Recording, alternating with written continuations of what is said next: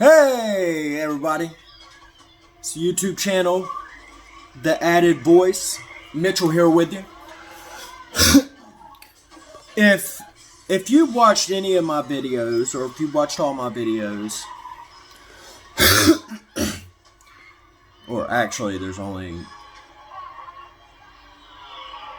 maybe half of them, I stayed in there how I'm in school full time and how I want to eventually, hopefully, work my way into politics. I'm not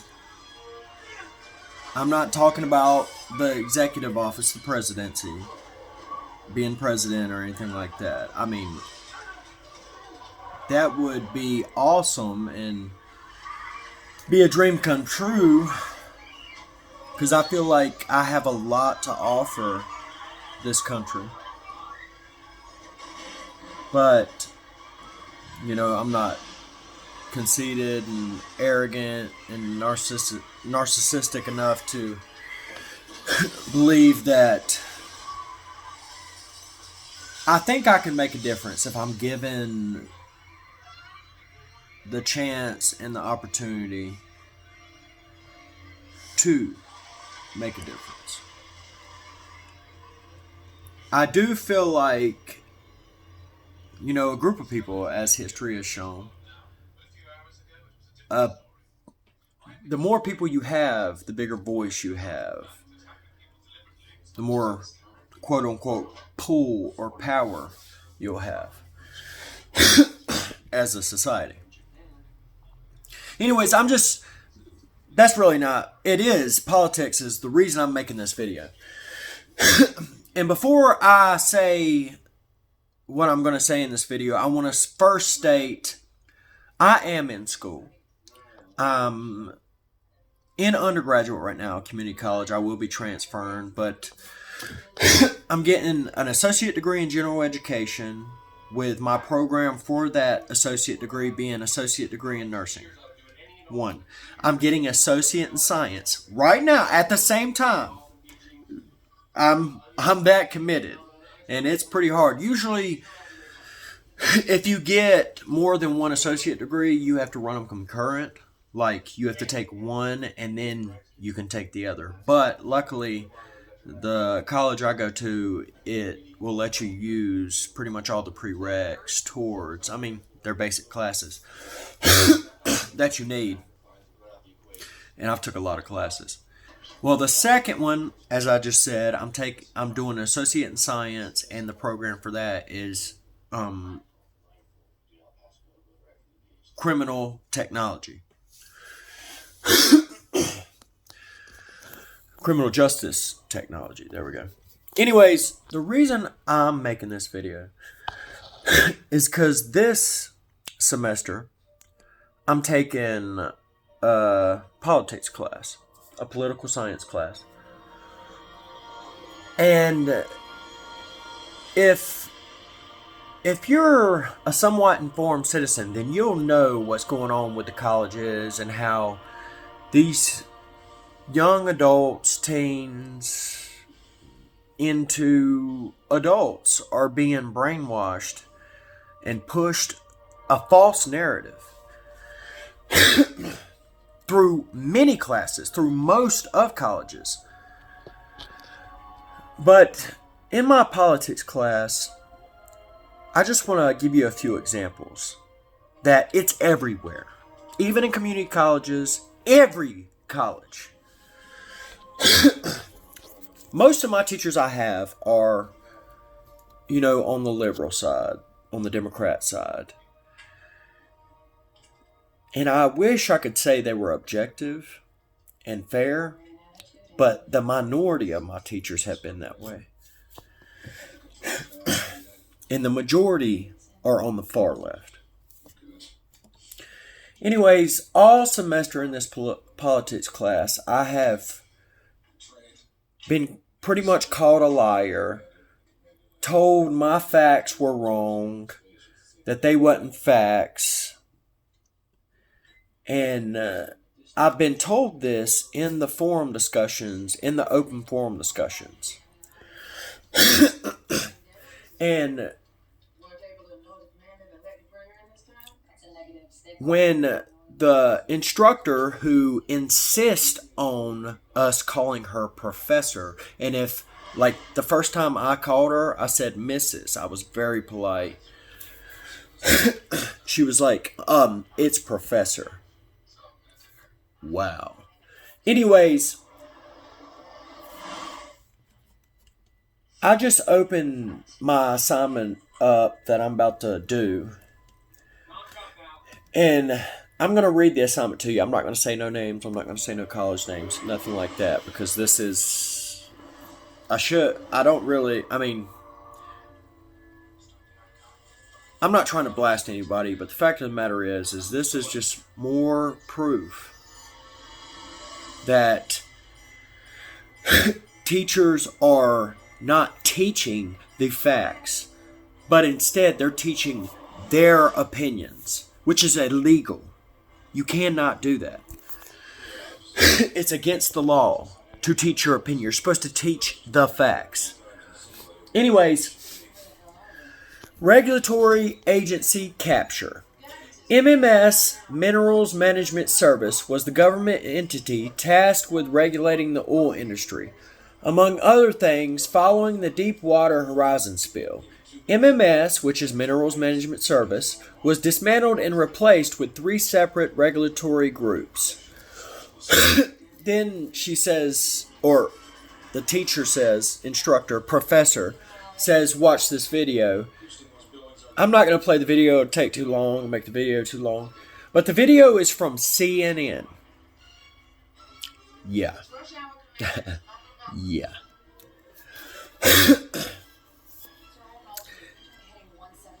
I would, even though they tell you in college not the source from Wikipedia, I think, my personal opinion, and I believe many people would agree with me, that sourcing and using Wikipedia as a research source in citation is better than taking almost everything you hear from CNN. It goes on, how can regulatory capture be prevented at a reasonable cost?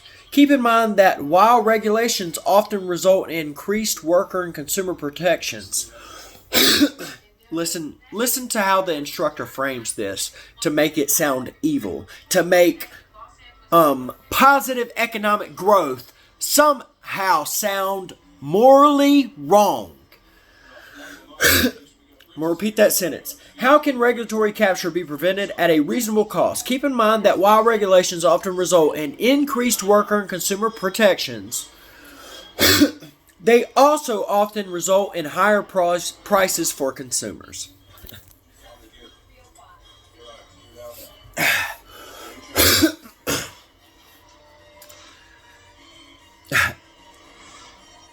Please comment. Throw me questions. Tell me what's wrong with that first sentence. Anyways, he goes on, I lived in Florida. She's talking about her experience. And how she talks about it, anything that she sees, she's one of these type of people, if I see it, it's fact. Or, you get what I'm saying. I lived in Florida during the time of the oil spill. Even though the spill on the Gulf Coast was on the Gulf Coast, I saw oil wash up on the East Coast where I lived. Not only were the lives... So, let me make this clear for you. Gulf Coast, left side of Florida, if you're looking at the map, if I'm looking at the United States of America map, Gulf side's left side, Atlantic side's east, right there. So it traveled all the way around from the spill. Maybe it did. But I'm skeptical. Very skeptical to believe what that statement. Anyways, for example, she continued, not only were the lives of those involved directly with Deepwater Horizon impacted, but so were the lives of many, many others. For example, Florida's tourism industry suffered. Who would want to get married on a beach? This is her statement. On a beach with oil washing ashore. I don't know. I'm sure some people would. I mean, you're using a broad rhetorical question. It sounds like a rhetorical question, like, you don't need to answer this because this is, nobody's gonna get married. You know what I mean? You understand what I'm saying? It don't sound it's not an honest question. It's not a question. It is a question, but it's a rhetorical question, which means she knows the answer. She's just posing the question. Pushing, presenting the narrative. She goes on, and it's almost finished. Hotels lost money, as did their employees. Restaurants and their employees lost money. Caterers, bakers, etc. lost money. The impact branches further and further. Should we have more government regulation? Which that's what she's saying we do. How can we ensure that those who are tasked with overseeing an industry don't become captured? So we know what this is about. She wants more regulation. Not only that, but she's pushing the environmental thing. The world's going to die in 12 years. Actually, 11 now. But anyways, I want to read one more statement to you that was so outlandish. My video would be too long to read my statement and then her statement. But I will follow up a video with this, reading my statement to, provide more clarity and more information, more understanding. And when I do, it'll really make sense. But I think her statement, and I'm not going to read every reply, and let me state this too. She has replied to all of my forum posts. Every time I post them, like a couple of days later, there's 37 people in my class. It's been 3 or 4 weeks since my last forum. By this time, she's responded to all my questions and nobody else's in 9 different forums. She has made it a point out of 37 people. And I clearly have an opposing view. I am professional. I am objective. I am polite. I am not profane. I am the epitome of a professional person that is honest and willing to learn. But she hasn't responded. By this time, she hasn't responded to the other 36 students. And let me state this, I'm not trying to put them other students down, which is why I'm not saying names, classes, the number of the classes, the college, blah, blah, blah. But she, about a week ago, for 3 to 4 weeks, she hadn't responded to nobody, but she's responded to every one of my forums. She started responding to other people, but she made it a point to pretty much call me a liar on every single one of my forums.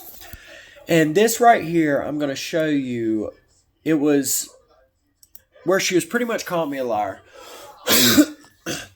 That my stuff didn't state facts, which is why in another, in my next video, I'll read my post. That way it makes more sense. But I just want to read you this statement because it's crazy. It's not only crazy because She pretty much calls me a liar in an open forum in front of the whole class. And when I read my forum, you'll see that ain't the case. And I sourced. I used facts. I think this one's it. Let me see what she say. Where's she at? Okay. This was one of her comments. This ain't the one that I really want to read. I'll get to that one in a second. But this one, I'm glad I went across on this one. This forum was on civil liberties. In my statement, I talked about the Constitution, freedoms, Second Amendment, and the laws and stuff like that, crime rates and stuff. She said among developed democratic nations, the United States has the highest homicide rate, and the rate of gun violence far exceeds that of other wealthy countries. She cites NPR as the source, how the U.S. compares to other countries in deaths from gun violence. NPR is super biased, first and foremost. I know this. Politico's super biased. And they're a fact checker. Whoa! That'll tell you something. But anyways, listen to what she said. Among developed democratic nations, the United States has the highest homicide rate, and the rate of gun violence far exceeds that of other wealthy nations or wealthy countries. That is such a broad statement, which aligns with how Democrats and the left state their narratives. They don't state detailed, specific facts. They state stuff that's such a broad spectrum that it's kind of a thing where you have to agree, but in all actuality, she's got a master's in political science. That don't mean she knows what she's talking about, but I think she knows what she's doing. But anyways, let me go on. In the next video, when I read my forum assignment, which is really long, I always do them really long. I can't help it. I love doing this stuff, but I'll also read some more replies that she gave to me, just to give more context on her bias. And I'll read some of the students' replies to me. Because they're crazy. Like this one. This one was a constitutional... This was the Constitution Forum. You know, I'll get more detail in my next video. But she says, please be sure to cite legitimate sources when making statements of fact. I did cite my sources. And you'll see that when I read them again. Oh, I know what it was. It was a reply. Because I responded to one of the students that said some crazy stuff. I mean, some off-the-wall stuff. And I had to respond. I had to. Where are we at? Okay, here we go. This is directed towards me. I am going to have to provide some fact-checking here. Wow. First, the bill Government Newsom signed to law provides health coverage to low-income undocumented adults aged 18 to 25. California has allowed for coverage under Medicaid to all children under 18 since 2016, regardless of immigration status. According to Public Policy Institute of California, a nonpartisan entity, 2/3 of California residents Support this legislation. Second, California residents who are poor or low income are eligible for Medicaid or government subsidized health care via the Affordable Care Act. Veterans have access to VA facilities. Respond, please, and you tell me what's wrong with that. Tell me how many fallacies she's got just in that one general number one statement about Governor Newsom's great health care bill. And when I make my next video, you'll see how I did in my forum and how I mentioned everything you could and how somehow it didn't appeal to her narrative, so she said it was a lie. But yet it was fact. Second, because I did 5 different topics, because I go into detail. We don't have to go into detail like this. Matter of fact, if I could show you I'd say 33, 34 of all the 36 other students, a couple of them are pretty good. But 95% of the students, oh my God. But anyways, she says, Representative Ocasio-Cortez pointed to data which demonstrates that people of color are unrepresented by the Electoral College system. She used that source as fact to rebuttal, and when I make my next video, you will see it's nuts. Let me read that again. Representative Ocasio-Cortez pointed to data which demonstrates that people of color are underrepresented by the Electoral College system. A broad statement, a general statement, non-specific statement, no detail. She don't even point at what she demonstrates with the data.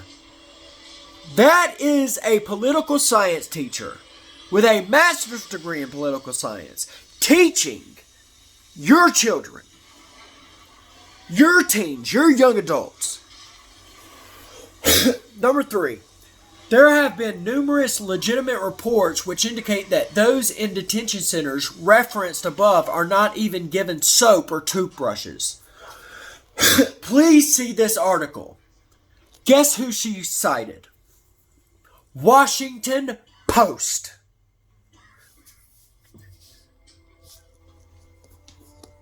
The same one who pushed the story concentration camps? Yeah. You see where I'm getting at, right? She sourced these as, and you heard what she said in the first sentence, I'm going to have to provide some fact checking here. How condescending is that?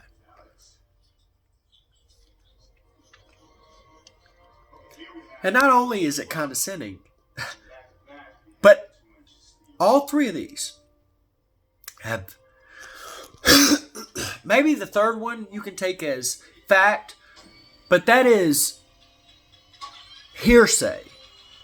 It's not a fact. Best believe, with how the Democrats want to impeach Trump and get him out just for policy, just because they do not like his politics, if this was indeed true, people would be indicted. People would be in trouble. Best believe. They have the majority in the House, so they could do it. You'll see. They're going to impeach him, even though they haven't proved that he did anything wrong. Only because they have the majority, because they can do it. Number 4. Under President Trump's tax cuts, billionaires in the U.S. for the first time in history paid a lower tax rate than the bottom 50%. Please see this article. She sources Washington Post.